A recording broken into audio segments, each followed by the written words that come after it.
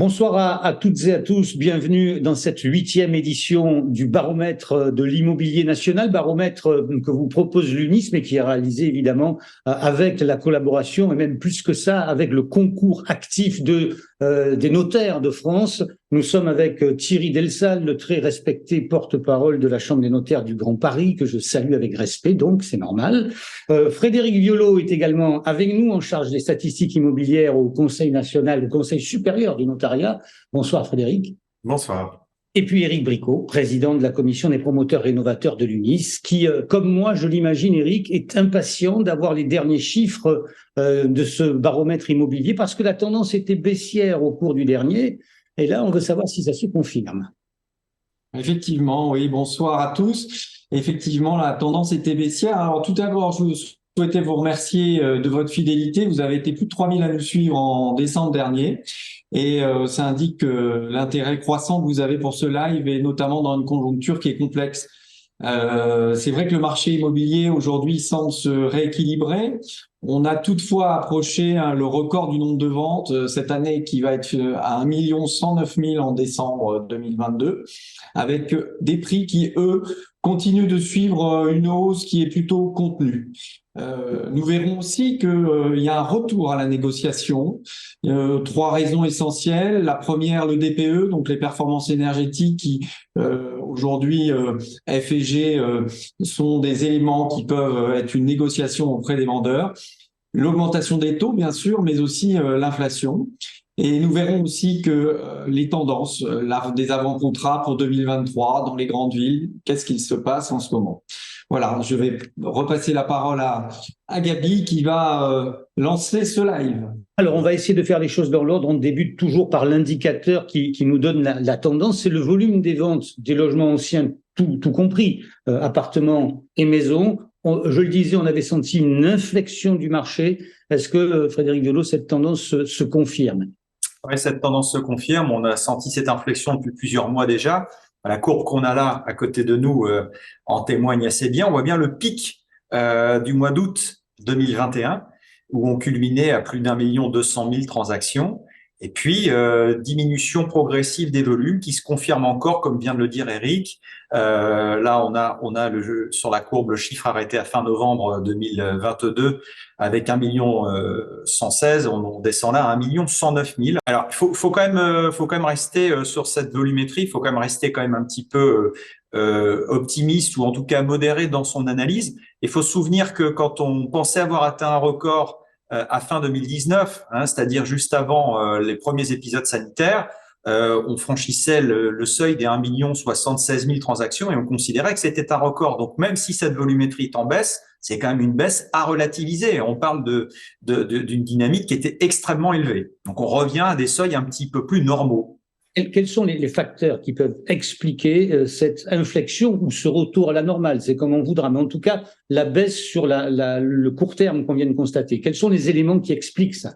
Essentiellement, je pense 3 facteurs. Le premier, on avait traduit un phénomène d'accélération dans la prise de décision à la sortie de la crise sanitaire et donc une anticipation sur les volumes, c'est-à-dire que une partie des ventes qui a été faite à cette époque-là, c'est des ventes qui vont pas se faire dans les mois qui suivent. Donc il y avait eu à la sortie du confinement cette volonté d'aller vite et c'est devenu le paramètre de la décision d'intention d'achat. Le deuxième facteur, c'est le pouvoir d'achat en général, compte tenu des événements internationaux de ces derniers mois et de leurs répercussions sur le pouvoir d'achat des Français en général. Et puis, troisième paramètre, le pouvoir d'achat immobilier à proprement parler. On va avoir l'occasion d'en reparler, mais les taux, évidemment, favorisent pas actuellement la capitalisation, en tout cas pour autant que c'était encore le cas il y a quelques mois. Donc, si je résume, ça baisse, mais il n'y a pas le feu. On revient sur des niveaux qui étaient déjà exceptionnels, qu'on peut comparer à janvier 2020. Ça s'explique évidemment par le contexte international qui génère une inflation. Ça s'explique par les taux d'intérêt. Et puis la frénésie post-Covid s'est un peu calmée. En Île-de-France, qui est ce marché qui est un peu le baromètre de l'activité, est-ce que cette baisse des volumes se constate également? Oui, tout à fait. Ce qui est intéressant de voir sur le graphe, c'est vraiment une année un peu atypique où on voit vraiment le premier semestre, on était très très positif en nombre de ventes qui augmentaient, encore plus que 2021, qui était déjà pourtant une année exceptionnelle. On avait des chiffres encore plus forts. Donc on aurait pu s'attendre à 22 encore à une année extraordinaire. S'il n'y avait pas eu tous ces événements exogènes, ça s'est traduit par un retournement de marché qui s'est fait aux alentours de l'été. Et là, deuxième et troisième et quatrième trimestre, là, on voit bien diminution très forte, retournement de marché, qui s'est fait peut-être un peu plus tard en Île-de-France que dans le reste du pays, mais il n'empêche que voilà, cette année 2022 n'a pas été aussi exceptionnelle que ce à quoi on pouvait s'attendre en début d'année. Il n'empêche qu'on reste quand même sur un très bon cru sur la totalité de l'année. Maintenant, il va falloir peut-être analyser ce qui va se passer en 2023 et sur le début de 2023, où on est quand même sur la même tendance de décrue. En ce qui concerne les prix, toujours en Île-de-France, est-ce qu'ils ont de la même façon subi une érosion, une baisse? Alors, là, vous voyez sur ce graphe, il y a les volumes à gauche, pour que vous aider à comprendre, et sur le graphe central, on voit les barres bleues en bas, ce sont toujours les volumes, et avec la courbe des prix. Et donc, on voit bien que sur l'augmentation des appartements, enfin les appartements, le volume est en augmentation, plus 2%. Et contrairement à ce qu'on pourrait croire, normalement, quand il y a une augmentation, même annuelle, du nombre de ventes, ça se traduit souvent par une augmentation forte des prix. Eh bien là, ce n'est pas le cas du tout. Cette loi des reins de l'immobilier n'a pas été du tout suivie, puisqu'on voit bien que les prix se calment. Alors peut-être sous l'influence parisienne, puisque à Paris, les prix sont corrigés quand même depuis maintenant 2 ans et demi, eh bien Paris commence à influer la petite couronne, où là, ça y est, à la fin de l'année, on était en chiffre négatif. On commence à baisser les prix sur les appartements, pas encore en grande couronne, où les prix sont stables, mais on sent bien que ça résiste, mais c'est pas, à mon avis, pas pour longtemps. Donc ça, c'est pour les appartements. Hein. Ça, c'est pour les appartements. Pour les maisons, là, par contre, on a un phénomène qui n'est pas tout à fait identique. Et là, c'est surprenant. Tout à fait. Où là, on voit bien, là, le volume on voit sur le graphe de gauche, le volume est en baisse. On voit bien que c'est pas du tout du plus 2% comme les appartements, mais on est à moins 9% sur toute l'année en Île-de-France. Donc, ça a bien diminué. Et bien là, pareil, normalement, ça devrait décrocher sur les prix. Eh ben, ça décroche pas, mais il faut voir aussi d'où on vient. C'est-à-dire qu'il y avait une augmentation très forte des maisons, un goût particulier pour les maisons depuis le Covid, qui faisait qu'on était en augmentation à pratiquement 10%. C'était des augmentations à 2 chiffres dans beaucoup d'endroits en France, y compris en grande couronne et en petite couronne. Là, ça se calme. Donc vraiment, mais c'est des effets toujours lents, l'immobilier. Et donc, on voit bien que cette augmentation de prix, eh bien, elle a tendance à diminuer pour passer de 5,5 ou donc normalement au T4 à 3,3%. Vous voyez, donc ça se calme un petit peu. Si on résume pour l'Île-de-France, pour les appartements, les volumes sont plutôt bons, ils résistent à la hausse, mais les prix se tassent. En revanche, pour les maisons individuelles, volume en baisse et les prix qui résistent, eux, légèrement à la hausse. Ça, c'était Thierry, est-ce que par hasard, au niveau des maisons, il n'y aurait pas non plus aussi une pénurie qui pourrait expliquer le fait qu'il y ait un volume de vente qui soit en baisse avec des prix qui, eux, se maintiennent? Quand on interroge les agences, en fait, pas tant que ça. Hein. Je crois que les stocks ont recommencé un petit peu à se mettre en place, y compris pour les maisons. Alors, c'est vrai que on pourrait se dire, en fait, c'est parce que les maisons ont beaucoup monté, et c'est un peu le cas dans le reste de la France. Et donc, les gens, maintenant, ils hésitent. C'est des tels prix que ça passe plus.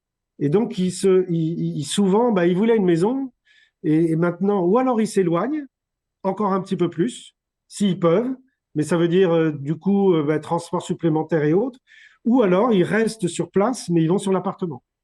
Ah, d'accord. Il y a en ce moment des jeux, des décisions qui se font comme ça entre les deux marchés. Il y a justement, je pense aussi. On va basculer sur la région, si vous voulez bien, Frédéric. Sur toutes les régions, avec cette carte où chacun peut aller faire ses courses selon qu'il soit originaire de Bretagne, de Corse, du Sud-Ouest ou du Grand Est. Le prix dans les grandes villes, le prix des appartements notamment, s'est comporté comment Alors là, les statistiques s'arrêtent au troisième trimestre. On n'a pas tout encore. Oui, oui, là on est en train de regarder un peu derrière nous, puis on va regarder ensuite devant avec la projection des avant-contrats. Et quand on regarde effectivement les chiffres au troisième trimestre, on s'aperçoit que globalement, ce sont les agglomérations un peu plus petites qui ont plus tenu le choc que les très grandes. On s'aperçoit que les prix reviennent quasiment à un niveau stable sur Lyon, sur Lille, sur Paris, Thierry l'a dit.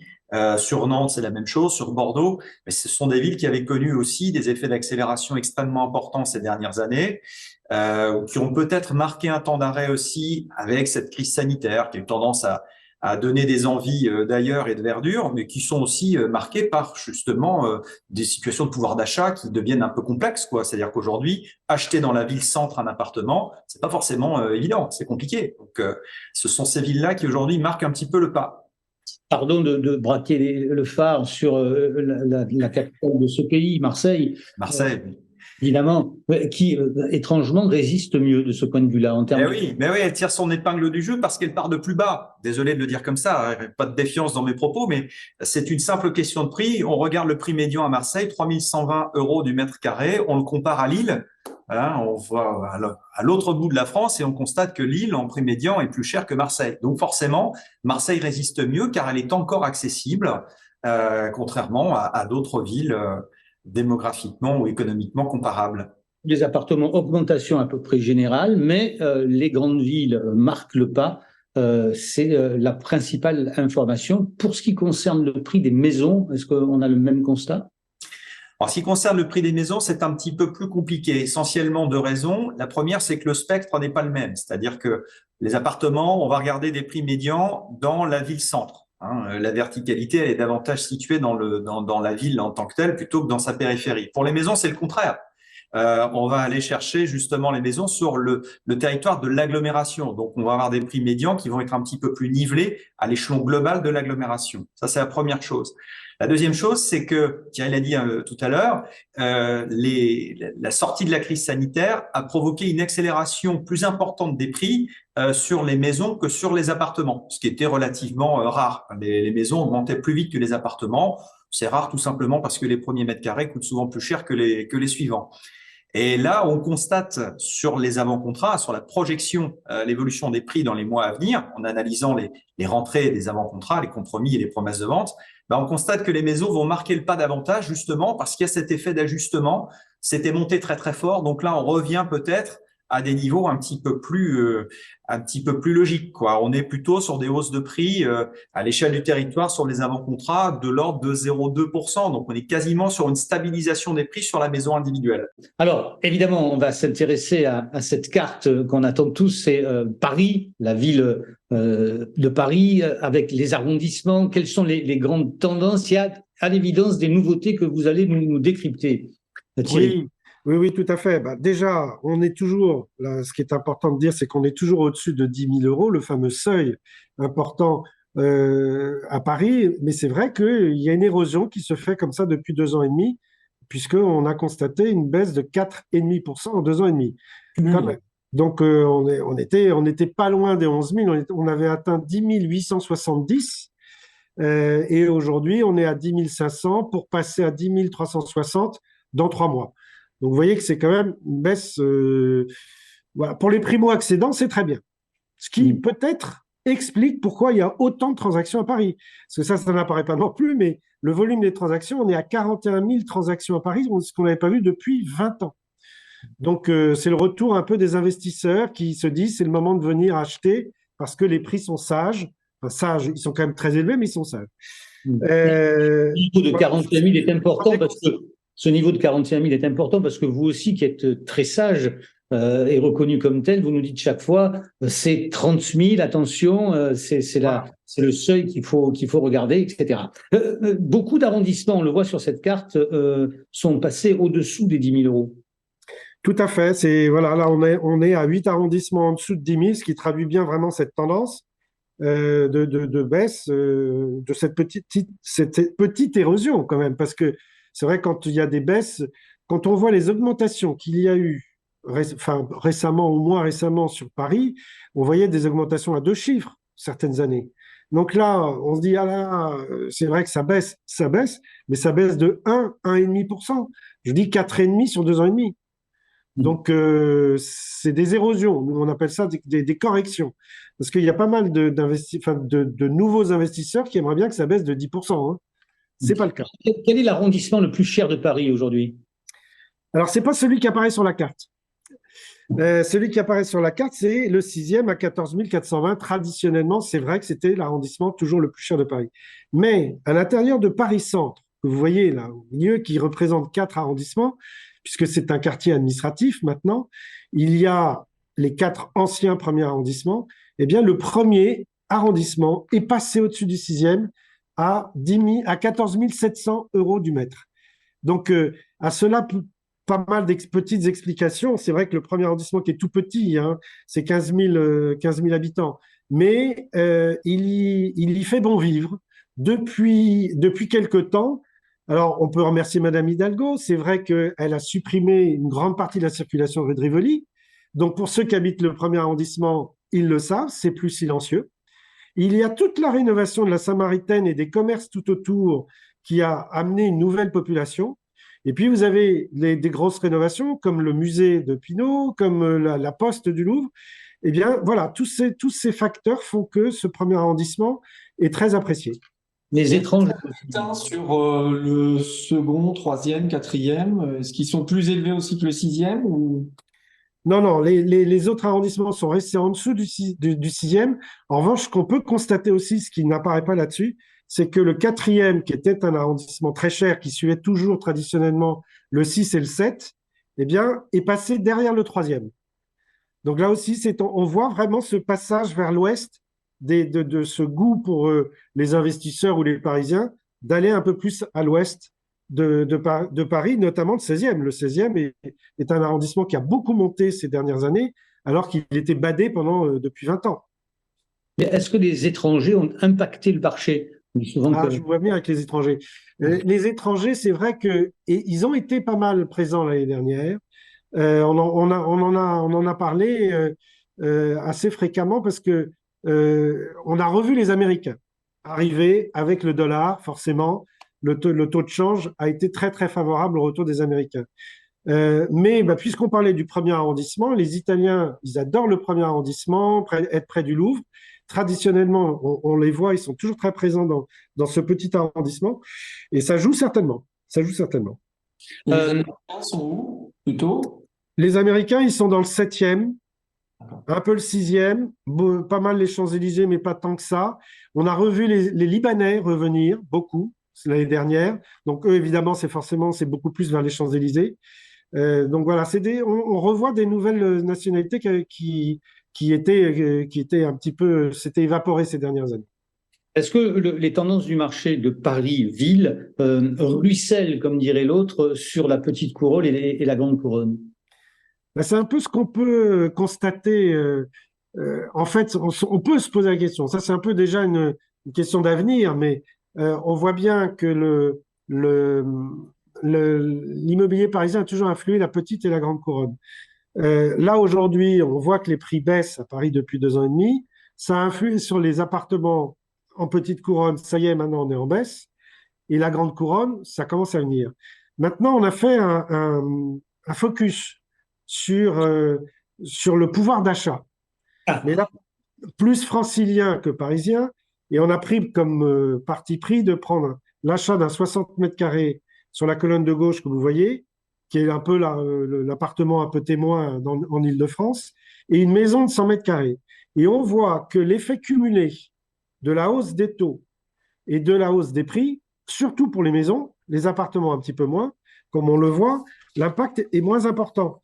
Mais quand même, c'est-à-dire que pour garder ces 60 mètres carrés, il va falloir que les acquéreurs, avec les taux d'emprunt qui augmentent, eh bien, empruntent et une mensualité de 276 € de plus par rapport à 2000 € de démarrage, ce qui fait quand même 14% d'augmentation, ce qui est énorme.